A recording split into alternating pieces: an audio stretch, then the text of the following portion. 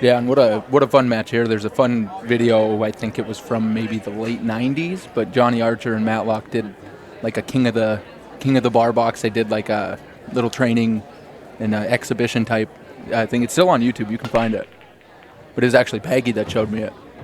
That's incredible. I'm going to have to go look at that one. Yeah, it's well worth it. That's pretty cool. But, yeah, Johnny Archer, of course, another legend of the game. And I just think it's so cool to have David Matlock as our very first inductee.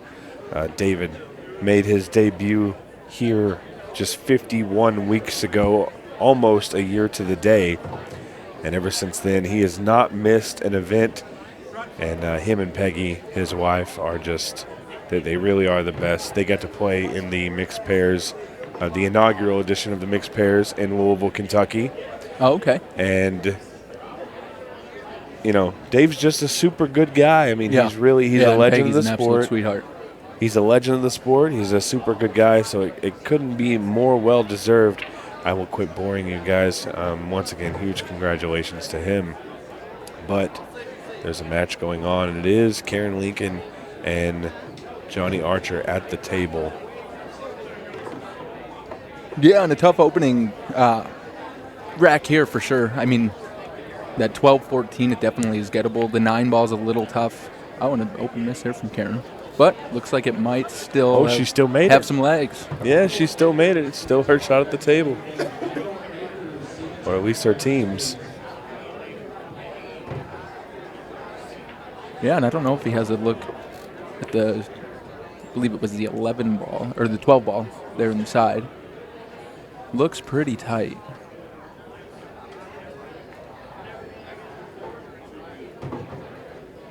Yeah, and I think he was really trying to get good on that 11 ball, just be able to roll it in, get on the 9. But the 9 ball isn't bad to take here. I mean, you can roll up middle of the table, get on the 14, or if you happen to run in, she definitely didn't want to hit the 4 ball there. It would have helped if that 4 ball went. It actually didn't turn out terrible because I believe you can follow that 14 into the 4, but you got to get there first, and I don't know exactly how they're going to get there. Yeah, I would think he's playing all safe here. I mean, he could backbank it, in that top right corner, but I think he just tries to lay up on the 8 ball. And he went a little bit more conservative and just left him on the rail, which containing, but definitely puts Matlock and Duddy in control. Yeah, and here's an interesting situation. If they can somehow get a ball into that 14, I think it goes right off the 5 into the 4, makes it in the side pocket, opens everything up. Yeah, and I mean, you got to be looking at it even here almost, where you can play the 7 ball off of the 14 or just play it up. But you just don't. I mean, the 4 ball and breaking into the 5 absolutely is always going to be there, but you don't really want to leave it last, in my opinion, where you're trying to play shape on the 5.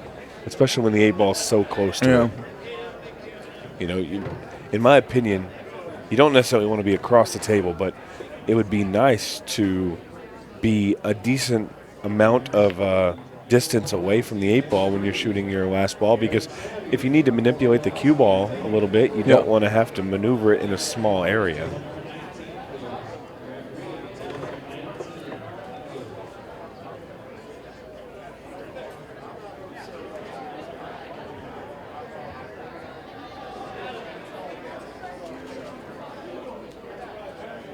Yeah, and you'd think that you'd want to get full on that 4 on the side, but he's pointing.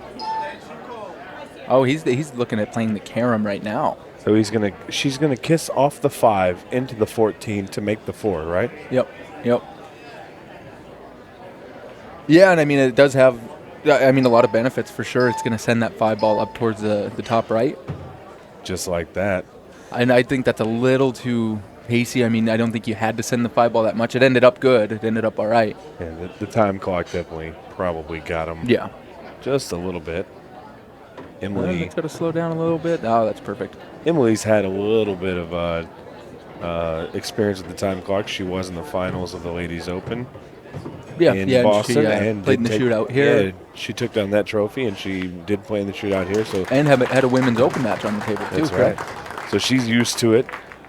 Oh, really? Yeah, like working together a little bit and trying to find the team dynamic. Yeah. Maybe not all of them, but at least a few of them. And I know for a fact that Emily and Dave played a couple recs together to try and get prepared. Yeah. That's really cool to see. Well, and I mean, they're both similar styles. I would think, they both have very aggressive games, not afraid to fire balls in.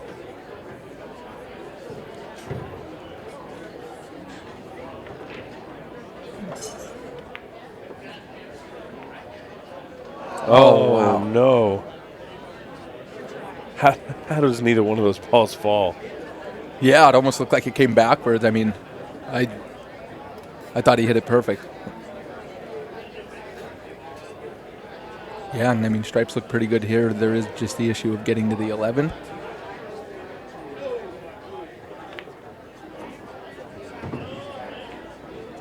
Mitch, he was solving it there, and he definitely got there.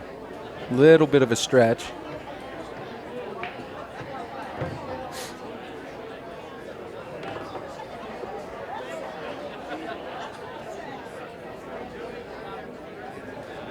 Yeah, and what ball do you play to here? Well, me personally, I think I would play the tin ball. Try and move across the table a little bit. And it was tough with the bridge, but I would have liked to have spun around the two rails, try and just get to the middle of the table. Just going straight up and back, that one ball just plays really big. Yeah. It does look like he has the 9, so good opportunity to recover and get back to the center of the table and kind of have good picks from there. Uh-oh, missed it on the way in. He's going to miss it on the way out, too. And not only that, but he's tied up the 14-13 a little bit more. It's going to be for the better. However, I'm not sure that we'll ever get there because these 3 balls, or these couple balls 4 plus balls. the 8 ball, it's actually 5. 5, yeah, sorry. But, I mean, there's a lot of them that are sitting in front of the pocket. You don't have to do much.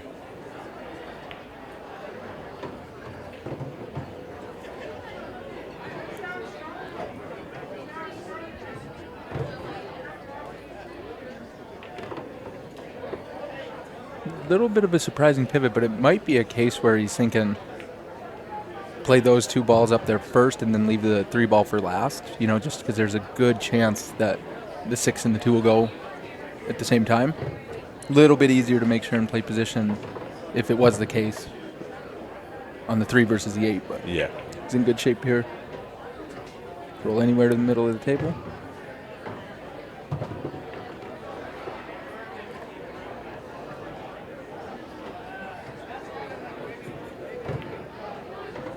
easy peasy right here.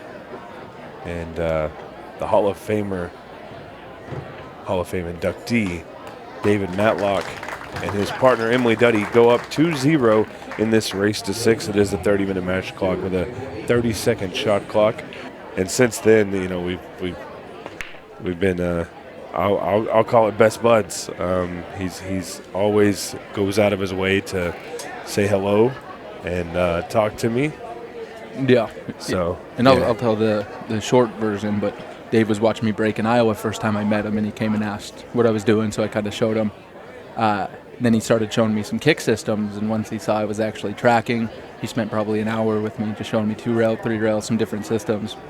Peggy had to drag him off because they had to go to dinner. So that's really cool. But yeah, I mean, he's just so open to that when he sees people are receptive and they're wanting to learn and they're taking in what he's telling them. He'll sit and teach you for hours. It's a rare thing. Yeah, the training sessions with him. Yeah, and completely. I mean, it's invaluable. People just don't know he's a phenomenal 3-cushion player. Yeah. The training sessions with him and Jordan Helfrey. Watch some of them online. Oh yeah. Like him teaching Jordan. Yeah, and here's the thing. He'll have no problem with me telling this story. And Sarah, Jordan's mom, say the same thing. They'll come in. Jordan will rack the balls. Yep. They'll start playing together. They never say a word to each other. And they just play for hours. That's cool. And You know, I'm sure at some point he eventually will tell her, oh, hey, you know, you could do this. This is how this works, blah, blah, blah. But I've heard that story a couple times, and it's really, really cool to see all of that. And Emily and Dave are making a pretty good team here. Yeah, and it was a big break there from Karen. Just, nothing went. And there is the immediate commentator's curse. Oh. Which, I liked more there. I mean, if she had the angle, which it looks like it, to play to the 10. I just think you can roll down, try and get in between that gap between the 6 and 10. And if you do miss, you had a bailout ball. Yeah, I don't understand this curse thing, but it's happening. It is very real, it seems. So Karen Lincoln going to have an opportunity here to get Johnny on the next ball here and hopefully secure their first game in this match. If you are a Johnny fan or a Karen Lincoln fan, you are wanting to see them get this rack out. There's just one small issue, and it's up at the top of the table, and it won't be that big of a deal if they can get a good leave. Yeah. It's paramount on that one that you end up not above it for any reason. Yeah, and I mean, you do have a little bit of wiggle room, with where the 11 is, where if you do get, even where he is now, if for some reason, I mean, he's pretty straight here on the 7, so he might be looking at rolling straight, down and playing the 4 in the top right. But if he can punch over, gap, yeah. I mean, you can always play, the 1 ball, flip the 4, and then run into the 11 and hold it as well. Uh-oh. Just wants to get off the rail, and that's perfect. Just got to be careful about the reaction of the 4 ball here. Yeah, and I don't even think the 4 ball should move much. I mean, it should just be draw straight back. Oh, but you have to make the ball. Yeah, and just need to be a little. She was just a little bit punchy there, and a lot of times when you're punchy like that, being slightly elevated on your cue stick, it usually causes issues here and there. Well, and I could be wrong, but Karen hasn't played any matches on the TV table, right? Yeah, no, I don't think she has. And it's a big difference in speed compared to the outside tables. Yeah. Yeah, we won't be seeing that a year from now as the room's gone all Brunswick, so that's pretty cool. Yeah, I love that.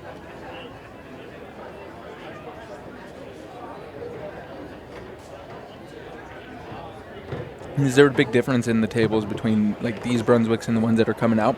Any noticeable differences that you know of? I don't know that information offhand. Other than I heard flat rails, so. But I do Shane know. Van Bonen can keep the chalk on the table. There you go. Yeah, pretty cool. Big break here from Emily. Get a little kiss. No ball down. So not the easiest opening look.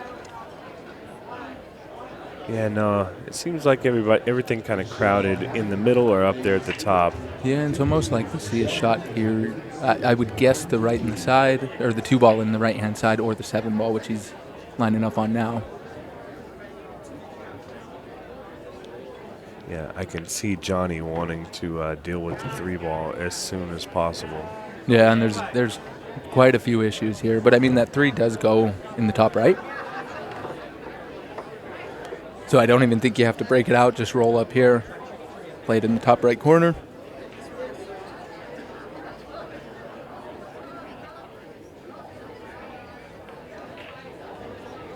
Yeah, and I think there's just the speed thing again.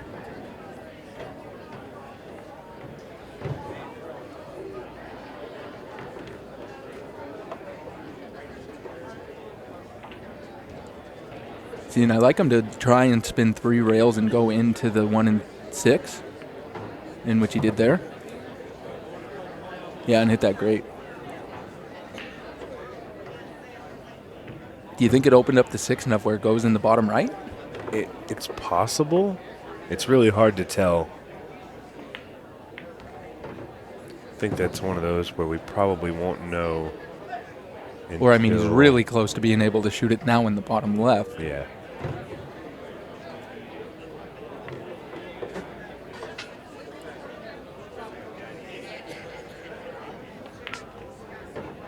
They must have a plan. Well, if it doesn't go, I mean, you have two different options to be able to break into it here. Play the 2 in the side and then run into it, which he's pointing out now, or you could play 2 ball in the bottom left corner and go up the rail, which I like the side a bit more. I mean, it's just a nice natural punch.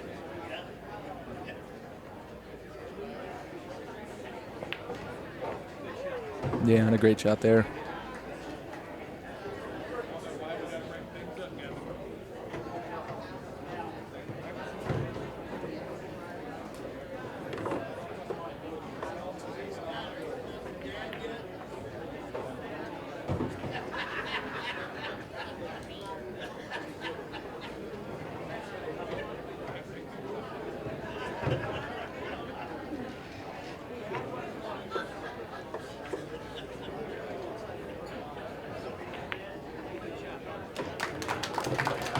Oh, and there it is. Karen Lincoln, Johnny Archer on the board.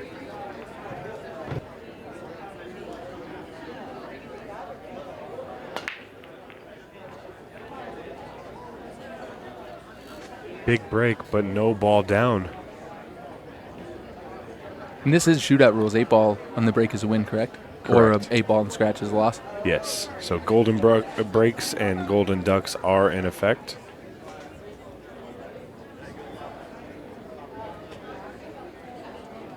This is Weirdly enough, not like a very great opening shot. I mean, yeah. maybe the 14 in the bottom right.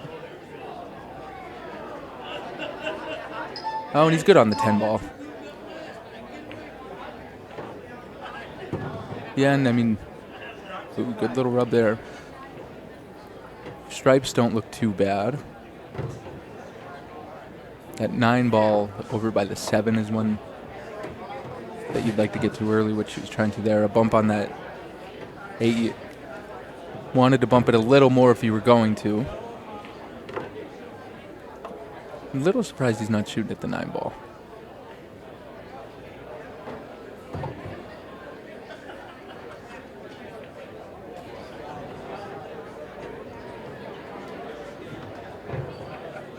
This is just such an interesting layout, the way everything is kind of set up, because there's no easy route to anything. Yeah, and I mean, I got about perfect there, where he has either the opportunity to break into the 9 or the 11. Got a little touch there. I wonder if this ball can be made off of the 4 ball. If it can, I think there's something to be said for bumping the ball that's 100%. right there, the Yep. 7 ball. You can bump the 7 and push the 9 towards that same corner. Cue ball will hold. Yeah, and it's always hard to see from here. But yeah, I really think it does play off of the 4. And then just roll it forward. Oh, and went for the crossbank. Oh, almost made And both of those. was trying to will it in. Oh, that's incredible.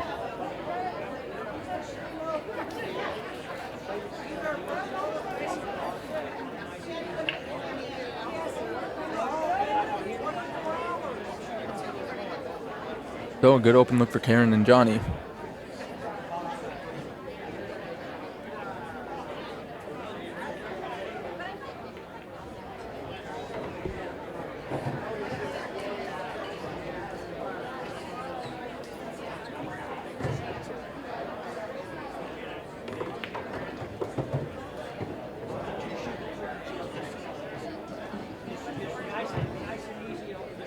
Yeah, and I like just rolling the 3 in here, playing the 6, and then end up pretty open from there.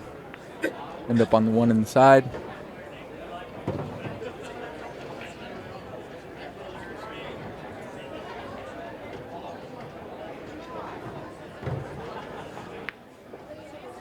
So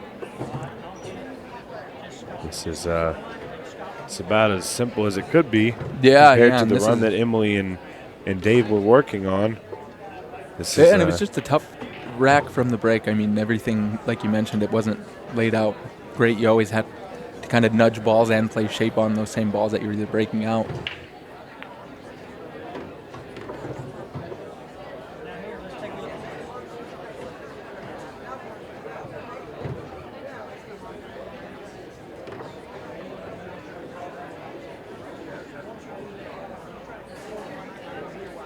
just having a little discussion.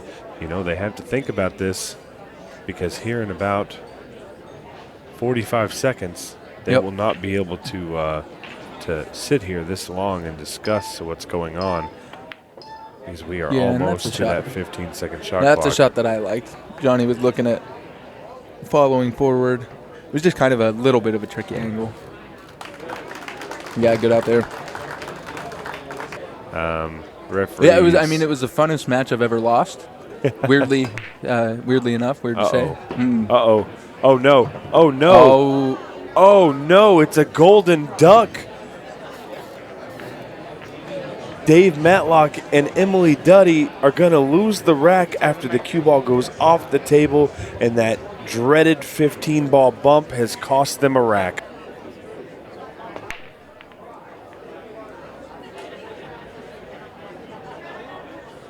Well, and another good break from Karen, but another dry break.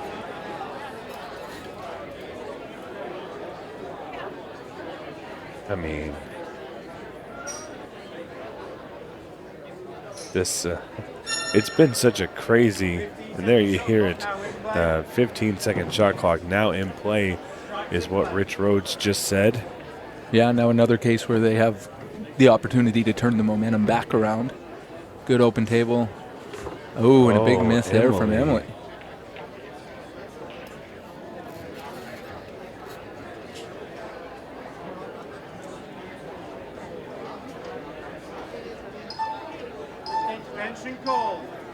Yeah, and I think Johnny might not have realized it was a 15-second shot clock. Yeah, well, the match started off a little slower than I expected, but all of a sudden it has become very, very intense very quickly. Yeah, and I think the shot clock got Johnny there a little bit. Yeah, I think so.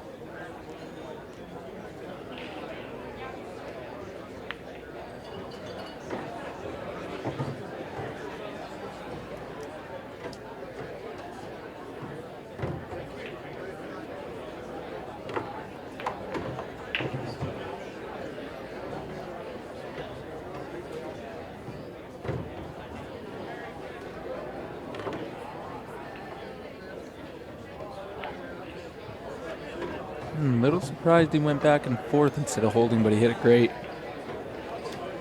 You would really think play the 10, and I don't know about this shot. You're drawing to the wrong side of it a little bit. And if that 11 goes really clean and he has enough to hold it, it's not bad. But now you're looking at drawing off the bottom rail and just maybe moving the cue ball more than you should have to. Yeah, I was kind of looking at... Does it go in the top right? I don't think so. I think that was a bit of a mistake from Emily there. Yeah, I think if you take that middle ball and you just roll up, you can shoot the 9 and it went on right the by it. right-hand side, Wow. and then you could go there. And it did go in the top right. Yeah, doesn't matter now because Dave Matlock and Emily Duddy, after that great recovery, horrible mishap of a break,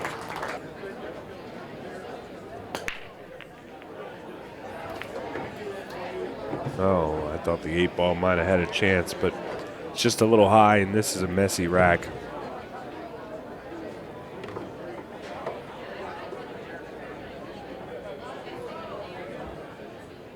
It was moving that direction. I stand by my original statement that I feel like our TV table is being a little stingy on the break. Yeah, for sure. Which, normally like the balls behind, especially with that head ball breaking softer, like they've been hitting it, you have the balls directly behind the head ball that often will go in the side. Yeah. But they're absolutely going long. There's ways that you can shorten it. It's just it changes with the weather. I mean, the weather's been pretty crazy here. The humidity changes it. A lot of things do. Yeah, it's. But I think the most consistent break I've seen is people that are hitting the second ball. Yeah.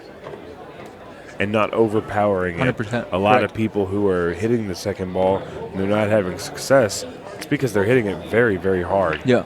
Yep. Especially for a second ball break. Yeah. The ones who are being successful are the ones who are not putting a ton of power into it. And I think that's the same with the head ball break. On very often, when you're breaking really hard, it's sending a lot of the balls in the back of the rack up table, and they're hitting the balls that would normally go in the side. Yeah. And congesting balls up at the top. You see that very often. Yeah, or you get the dreaded, they all come out and then they all come back. Yeah, yep. Yeah, and that's that second ball break with a lot of power. You see that really often. They're going to play the loss of turn here and forced Emily and Dave to make a great shot and a great breakout. Now we might try to use inside a right-hand English in this case and try and break into that 9. It's just this table, and he hit that great. That is really good shot. A lot harder than he made it look, especially with how slick this cloth is. It's hard to get that inside to take. That was a great shot. Now I think you just roll this in and let Dave take his medicine. Yeah, great shot.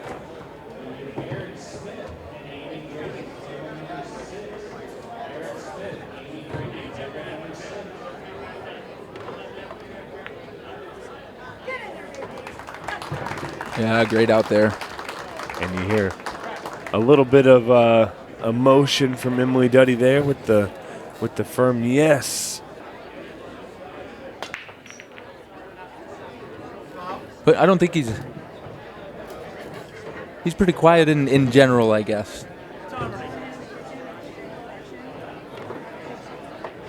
But Nate Kane was laughing about it. He says, yeah, that's the classic story. A guy from Montana runs into a guy from Georgia at the Atlanta airport, flying to a pool tournament in Kansas City, and they end up sharing a ride together.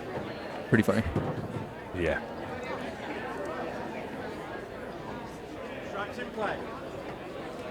Couple issues here.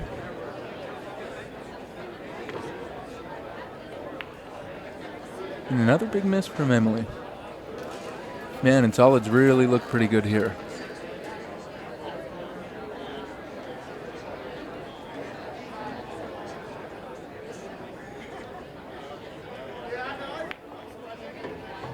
Good opening shot there from Karen. Yeah, and that really opens everything up.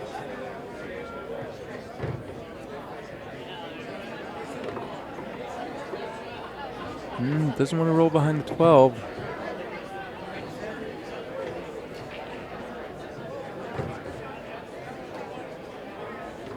Yeah, I mean, it was about the only spot on the table that you couldn't have a real good look at something. And they don't have a ton of time. They just used their extension, and there's only 3 minutes and 40 seconds left on the clock. Yeah, and he's looking at the carom here, and I think you hit this with pace and get some things rolling. Because, I mean, there was nowhere to duck, nowhere to play safe.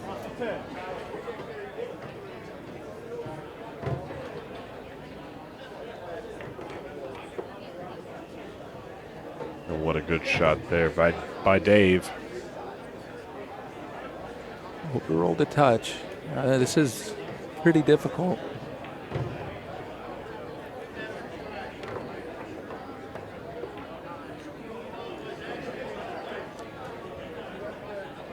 Yeah, and I think I'm maybe a little bit overlooked there. I think playing that 13 in the side, I mean, let you send the cue ball back, behind the 4. There was kind of a little bit of a safe built in. The kick there, it just, I don't know where it ever really could have led to. I think it was a very quick decision because the time may have been getting to them. They don't have an extension. There's some issues on the table, and you just hope it doesn't come back to bite them in the butt, because we've seen the Golden Duck already, and I don't want to, will it into fruition. But if Johnny and Karen take this rack out, you never know what's going to happen in 2 minutes' time. Yeah, and I mean, I'm very impartial, but I am always a fan of the 6-ball shootouts. Has there been a doubles 6-ball? Yeah, so we actually just talked about, there's been 2, and they both happened in Louisville, Kentucky. So Tina Larson and Justin Bergman had to play one in their semifinals match to get to the finals, and then they turned around and they won the finals with a 6-ball shootout against Tara Connor and Tom Cousins. Oh, wow. Oh, there was a big misstep there. just nudge that 13 into the 8 enough. I think he can bank it, hit it with power. Oh no. Well, this is a big one right here, and I think this is going to cost them the match. Yeah, I mean, they could even run the clock down, from here.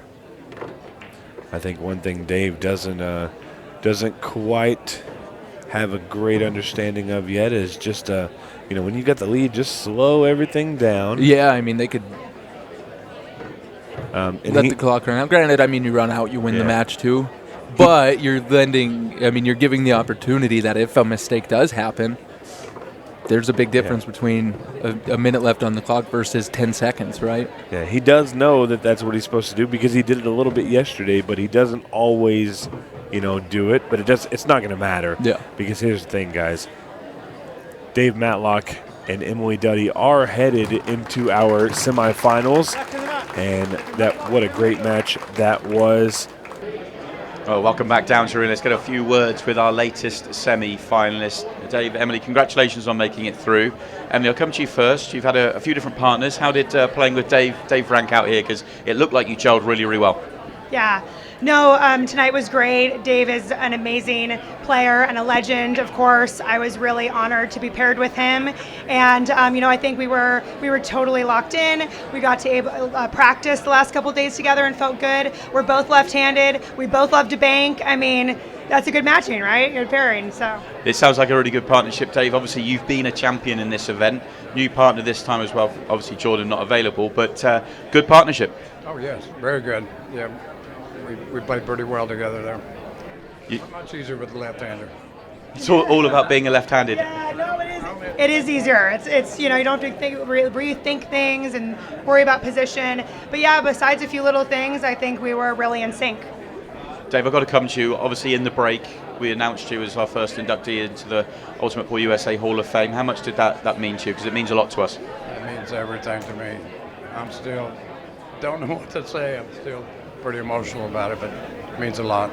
It was very, very well deserved, and that must have been a cool moment to be able to come out here and play the first match with Dave as well, having had that announcement. Yes, congrats, Dave. It's so well earned, and it's my honor to play with him. And the good news is we get to see you play together again very, very shortly. You'll be back in the semi-finals. Congratulations on making it through.